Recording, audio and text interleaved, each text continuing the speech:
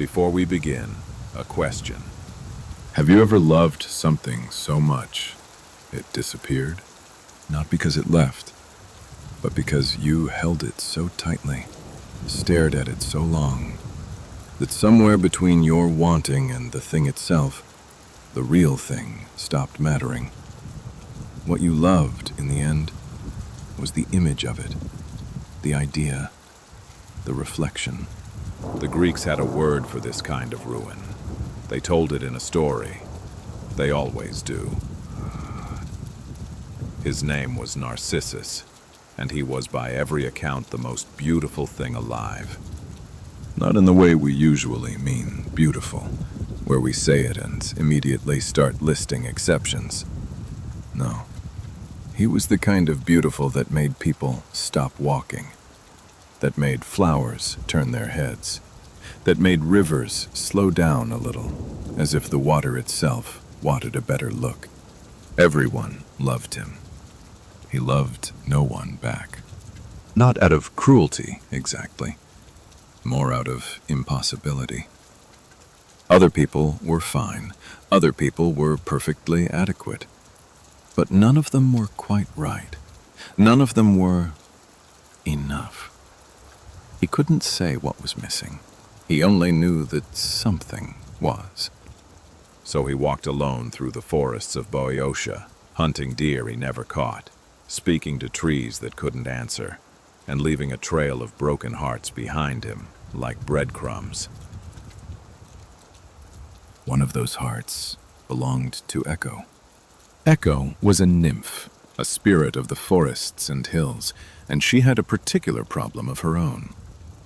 The goddess Hera had punished her long ago for a small but unforgivable deception. The punishment was elegant in its cruelty. Echo could never speak first. She could only repeat the final words of whatever she heard. The tail end of sentences, the echoes of thoughts that belonged to someone else. She had, in her own mouth, no first word, no opening, no way to begin. And yet, she fell in love with Narcissus. Completely. Helplessly. The way you fall in love when you know it is already a disaster and you cannot stop. She followed him through the trees, for months, maybe years, watching, waiting for him to say something she could use as a doorway in.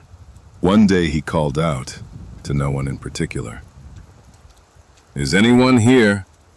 And Echo, trembling, stepped forward and repeated back, "Here, here, here." He turned. She opened her arms. He stepped back. "Don't touch me. I would rather die than let you have me."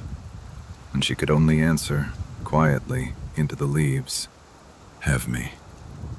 Have me." She withdrew into the mountains after that. She stopped eating, stopped moving.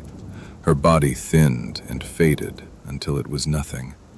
Until all that was left was her voice, still hiding in the cliffs and caves, still answering questions that weren't for her. She is still there if you listen. The gods noticed. They always notice, eventually.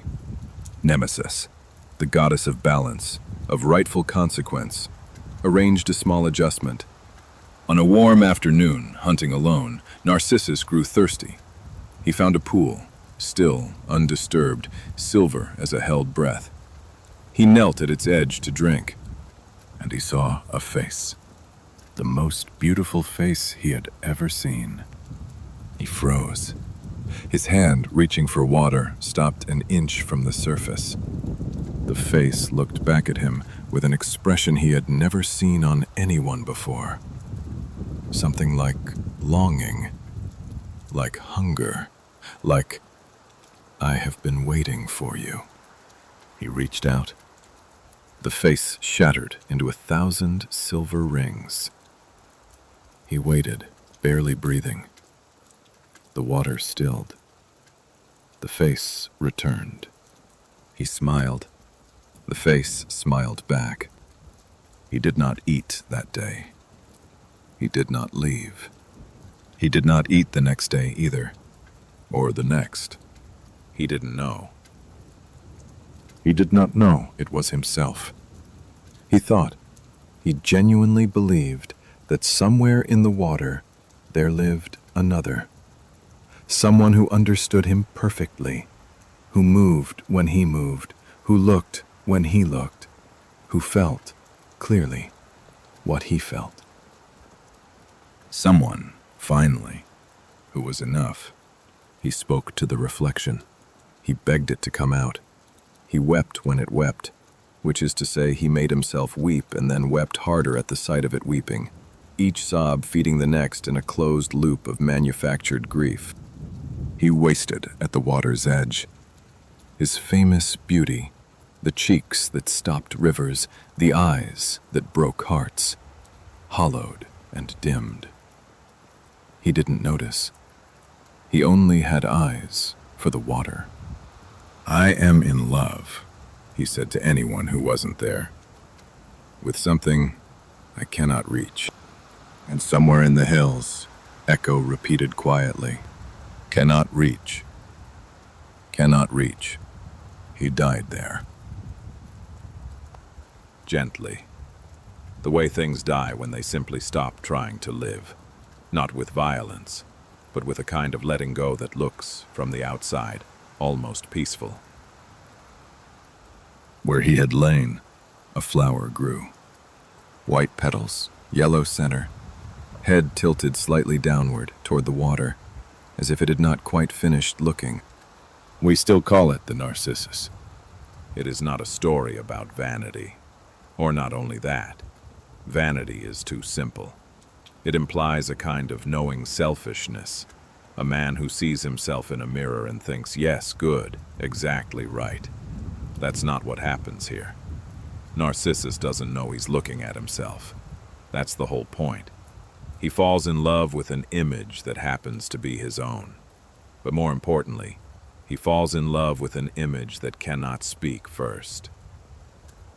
That can only respond. That gives back exactly what he puts in every time, without complication or resistance or genuine otherness. He falls in love with the perfect relationship, the relationship that requires nothing of him. And that is the trap. Are nothing like the image you hold of, are nothing like the image you hold of them in your head. The image and the person are always slightly different. And love is learning to love the person, not the image. Narcissus never learned that. He chose the image. He chose the version of love that asked nothing and gave back exactly what he put in. And he starved at its edge, unable to understand why, reaching forever for something that dissolved the moment he reached. And Echo. Echo is the shadow of the same tragedy from the other side. She could only respond. She had no first word. She could love, but could not initiate, could not begin, could only mirror back what was given to her. Two people, fading from the same cause. One could only originate, one could only echo. Neither could reach the other.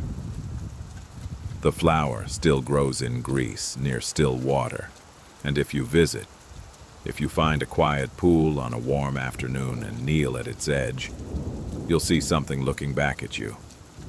It has your face. It moves when you move. It feels, you are almost certain exactly what you feel. When you look at that face in the water, the one that agrees with everything, that wants what you want, that reflects your beauty back to you perfectly, is that love? Or is that just you? And is there sometimes a difference?